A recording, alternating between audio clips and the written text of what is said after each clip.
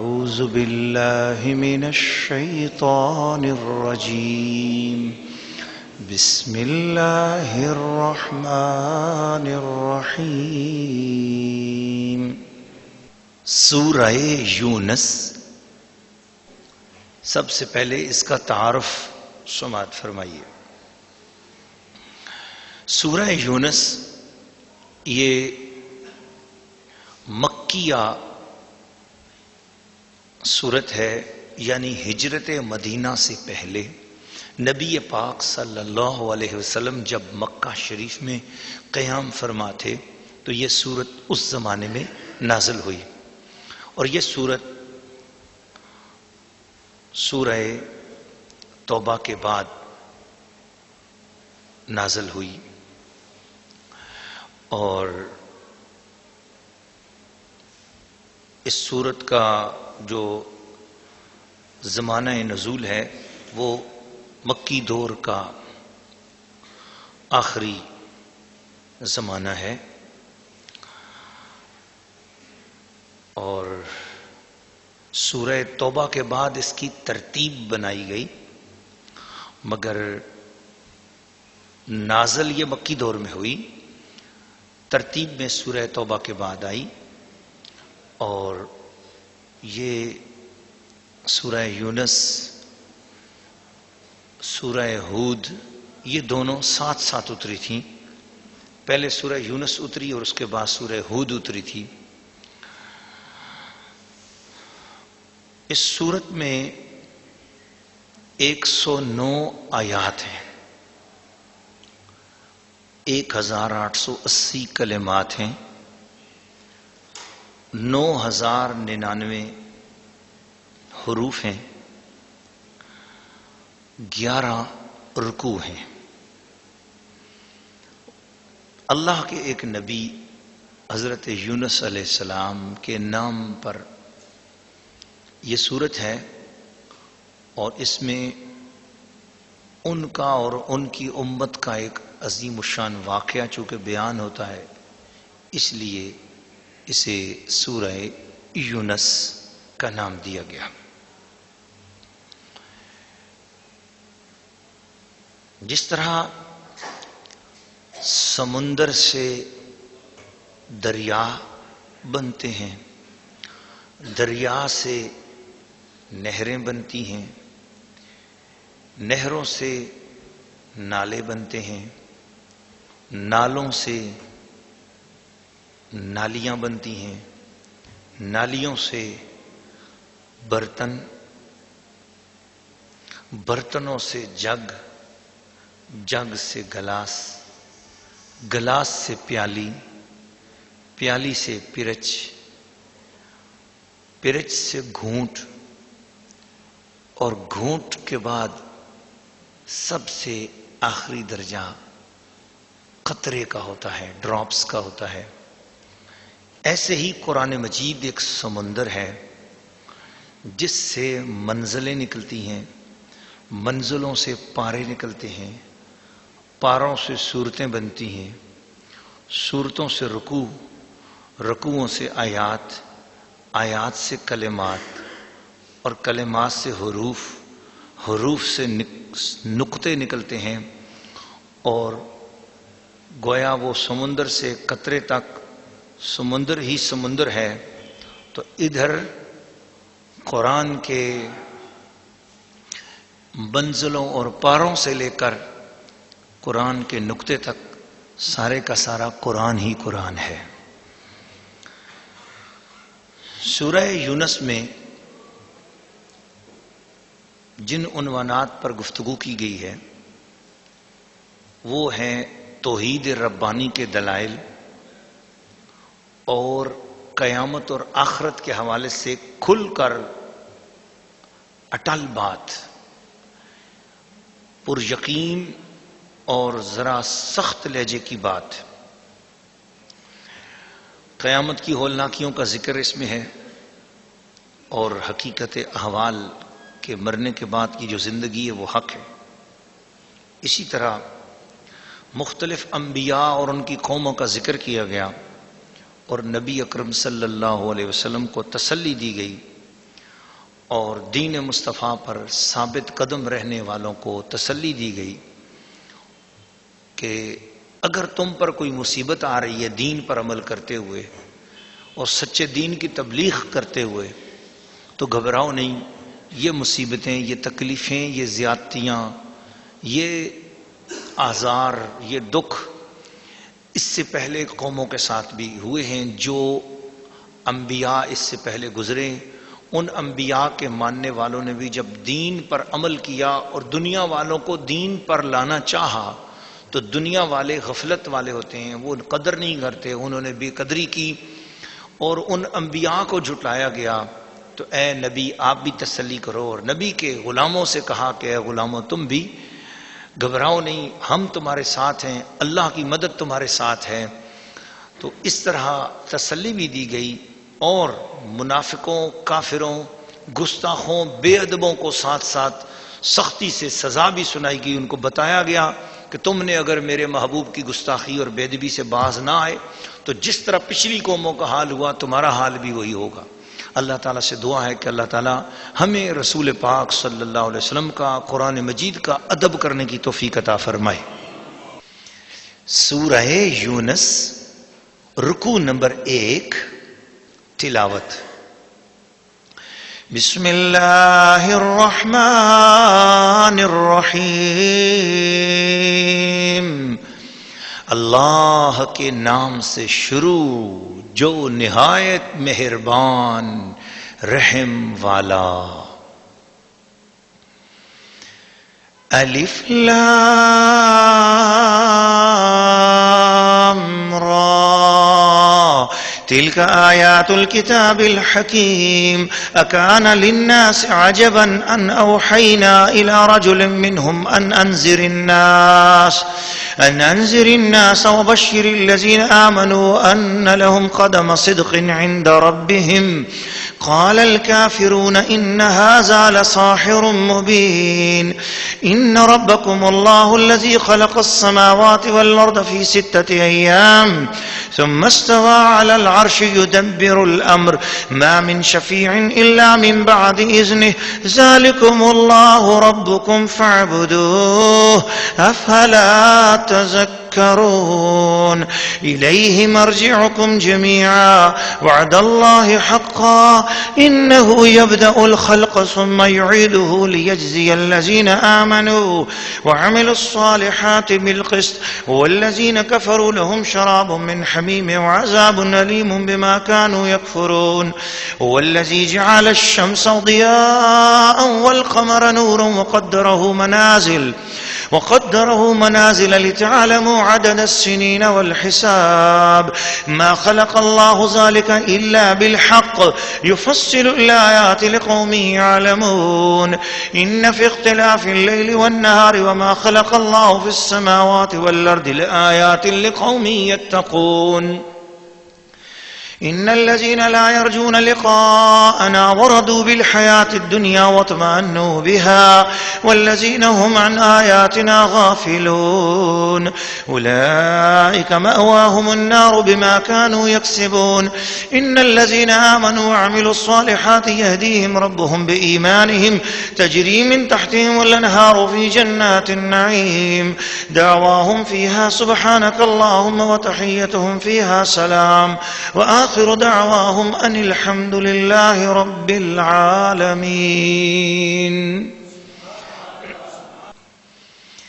سورہ یونس رکوع نمبر 1 ترجمہ کنز الایمان. یہ حکمت والی کتاب کی آیتیں ہیں. کیا لوگوں کو اس کا اچنبھا ہوا کہ ہم نے ان میں ایک مرد کو وحی بھیجی کہ لوگوں کو ڈر سناؤ اور ایمان والوں کو خوشخبری دو کہ ان کے لیے ان کے رب کے پاس سچ کا مقام ہے. کافر بولے بے شک یہ تو کھلا جادوگر ہے. بے شک تمہارا رب اللہ ہے جس نے آسمان اور زمین 6 دن میں بنائے پھر عرش پر استوا فرمایا جیسا اس کی شان کے لائق ہے. کام کی تدبیر فرماتا ہے. کوئی سفارشی نہیں مگر اس کی اجازت کے بعد. یہ ہے اللہ تمہارا رب تو اس کی بندگی کرو. تو کیا تم دھیان نہیں کرتے؟ اس کی طرف تم سب کو پھرنا ہے. اللہ کا سچا وعدہ، بے شک وہ پہلی بار بناتا ہے پھر فنا کے بعد دوبارہ بنائے گا کہ ان کو جو ایمان لائے اور اچھے کام کی انصاف کا صلہ دے، اور کافروں کے لیے پینے کو کھولتا پانی اور دردناک عذاب بدلہ ان کے کفر کا. وہی ہے جس نے سورج کو جگمگاتا بنایا اور چاند کو چمکتا، اور اس کے لیے منزلیں ٹھہرائیں کہ تم برسوں کی گنتی اور حساب جانو. اللہ نے اسے نہ بنایا مگر حق، نشانیاں مفصل بیان فرماتا ہے علم والوں کے لیے. بے شک رات اور دن کا بدلتا آنا اور جو کچھ اللہ نے آسمانوں اور زمین میں پیدا کیا ان میں نشانیاں ہیں ڈر والوں کے لیے. بے شک وہ جو ہمارے ملنے کی امید نہیں رکھتے اور دنیا کی زندگی پسند کر بیٹھے اور اس پر مطمئن ہو گئے، اور وہ جو ہماری آیتوں سے غفلت کرتے ہیں، ان لوگوں کا ٹھکانہ دوزخ ہے، بدلہ ان کی کمائی کا. بے شک جو ایمان لائے اور اچھے کام کیے ان کا رب ان کے ایمان کے سبب انہیں راہ دے گا، ان کے نیچے نہریں بہتی ہوں گی نعمت کے باغوں میں. ان کی دعا یہ ہوگی کہ اللہ تجھے پاکی ہے، اور ان کے ملتے وقت خوشی کا پہلا بول سلام ہے، اور ان کی دعا کا خاتمہ یہ ہے کہ سب خوبیوں سراہا اللہ جو رب ہے سارے جہان کا.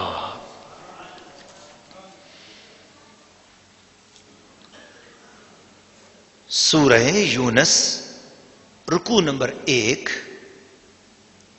تفسیر.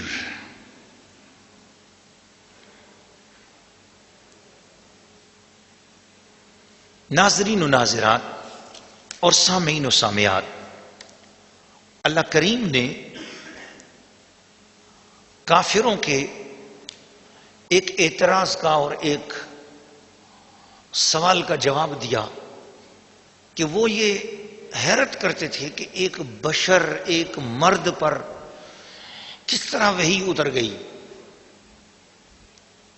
اور وہ یہ وحی کہ لوگوں کو ڈراؤ، قیامت کا بتاؤ، برے اعمال کی سزا بتاؤ، وبشر الذین آمنوا، اور ایمان والوں کو یہ خوشخبری سناؤ، ان لہم قدم صدق عند ربہم، ان کے رب کے پاس سچ کا مقام ہے. قال الکافرون، کافروں نے کہا یہ تو بہت بڑا جادوگر ہے.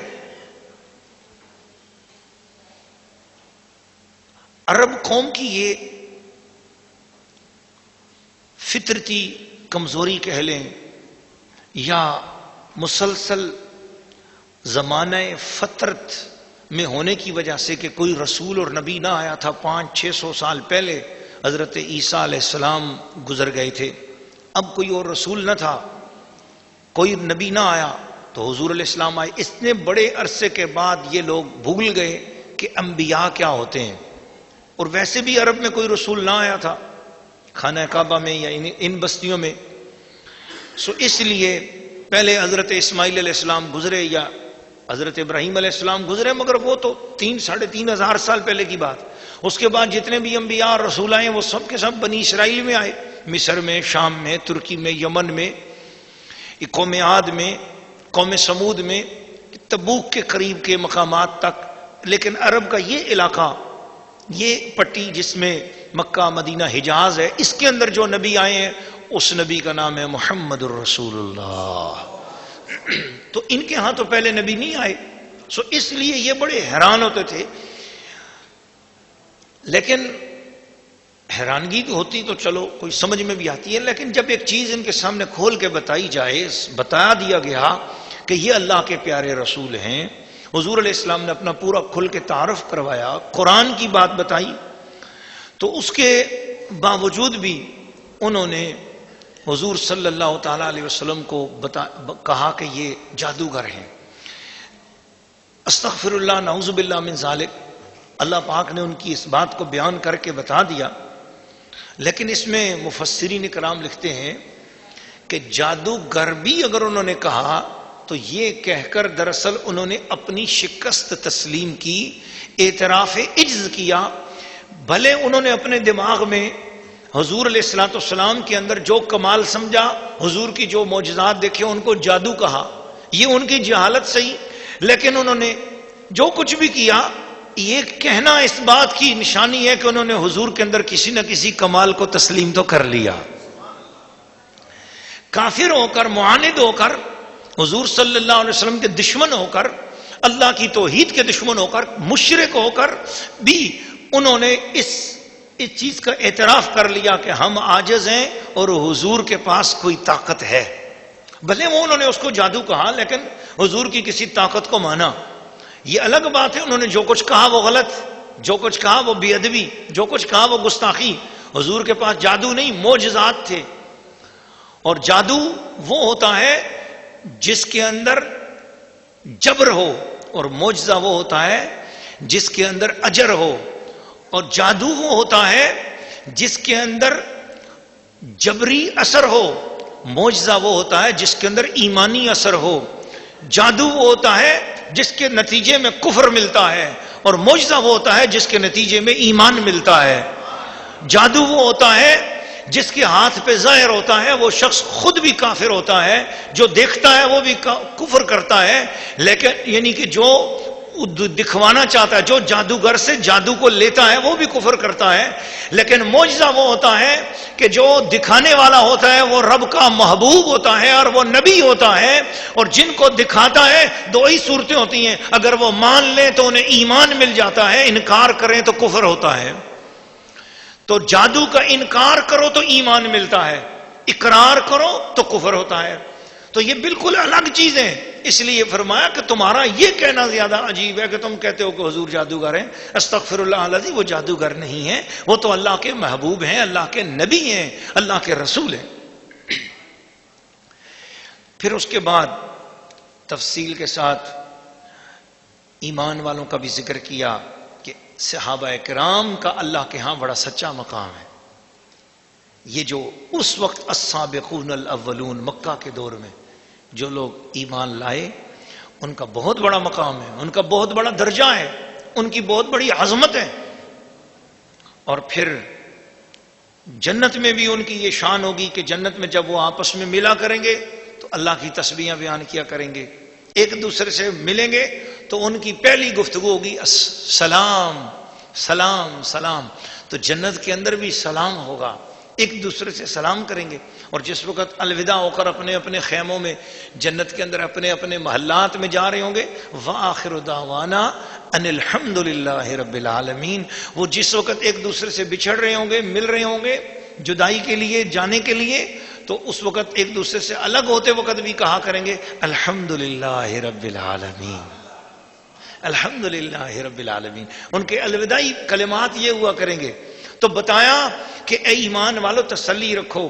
اگر کافر گالیاں دیتے ہیں، بدتمیزیاں کرتے ہیں، بے ادبیاں کرتے ہیں، فحاشی اور یعنی کے الفاظ بکتے ہیں، اس دنیا میں ایمان والے تنگ ہوتے ہیں. جدھر جاتے ہیں کہیں کانوں میں گانوں کی آواز آ رہی ہے، کہیں کانوں میں ناگوار آواز آتی ہے، کہیں غیر شرعی آوازیں آتی ہیں، پریشان ہوتے ہیں.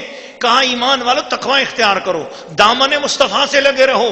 ایک بستی ایسی بھی ہوگی لا فیہا غول ولا نصب، وہ ایسی بستی ہوگی کہ وہاں پر ہر طرف سلام ہی سلام ہوگا، اور وہاں پر اللہ کی تسبیح ہی تسبیح ہوگی یا مصطفیٰ کا سلام ہی سلام ہوگا.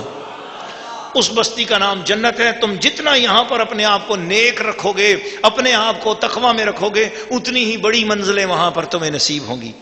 تو ناظرین و ناظرات اور سامعین و سامعات، اس میں مسلمان خواتین کے لیے بھی یہی سبق ہے.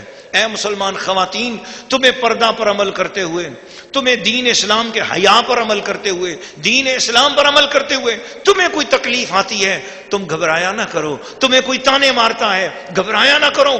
دین پر عمل کرتے ہوئے تمہارے لیے اگر رستے میں مشکلات آتی ہیں، دنیا دار عورتیں تمہیں تانا دیتی ہیں، دنیا دار عورتیں اور دنیا ہی کے طلب میں رہنے والی عورتیں اگر تمہیں تنگ کرتی ہیں، ان کے تانوں سے گھبرایا نہ کرو. اس لیے کہ اگر یہ دنیا میں اس طرح کی ناگوار چیزیں تمہیں مل رہی ہیں تو گھبراؤ نہیں. مصطفیٰ کے وسیلے سے قرآن مجید نے یہ بتا دیا، اللہ پاک کا پیغام سن لو کہ ایک ایسا گھر بھی ہے جس کے اندر تمہیں کہیں بھی کوئی تمہارے لیے کوئی تنگی کے الفاظ نہیں ہوں گے، ناگوار الفاظ نہیں ہوں گے. جدھر جاؤ گی پر تمہیں سلام ہی سلام سننے کو ملے گا. اور جس وقت ملو گی اللہ کی تسبیحاں کیا کرو گی، اور جس وقت جدا ہوا کرو گی، اپنے اپنے گھروں میں جایا کرو گی، تو اس وقت وہاں پر تم بھی کہا کرو گی الحمد للہ رب العالمین.